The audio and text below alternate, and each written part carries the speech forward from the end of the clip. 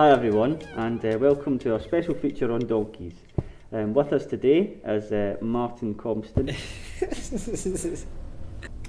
Hi Martin. Hi Donkey. Thanks for coming in to speak with us today. Anytime. It's nice to meet you. First off, I thought with the title, excellent, a film about donkeys. What the fuck happened there then? See, as you're telling me, I'm still not quite sure what donkey says today with it. I suppose I don't know where it's Scottish hanger. In all seriousness though, he's wilding on donkeys. I don't know, maybe, I think, because it was originally called Rounding Up Donkeys, and I think that's a saying about rounding up the idiots or something, and I think it's a reference or something to they're off to Spain. To be honest with you, I don't have a fucking clue. Well, apart from that, I thought it was an excellent movie. Thank you, that's very kind of you, Donkey. I had some trouble actually with my own family when I told them that I wanted to be a donkey.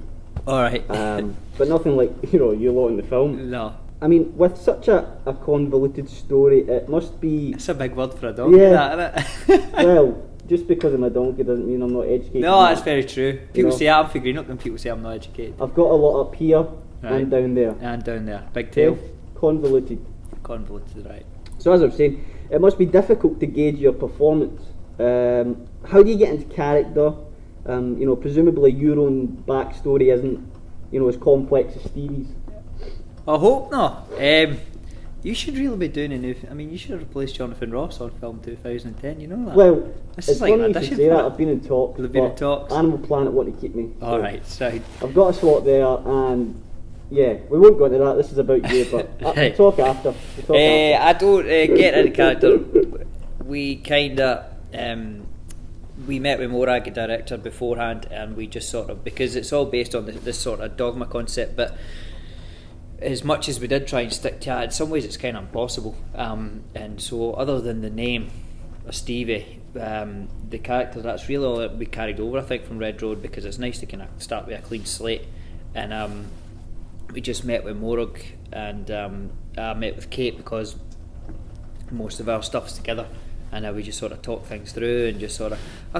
Sometimes you can rehearse too much, because you want to keep things fresh and you want to go in there and find it on the day instead of doing it to death in a rehearsal room, and then by the time you get to a film, you're actually filming it, you're bored with it. So just try and think about it and go on and do it. You know what I mean? And as you mentioned from Red Road, this being such a vastly different film from Red Road, how did you change your approach to the role? Because it is very different. Did you? Aye, they are completely different. It's as well as I says they're linked in this concept. They're complete.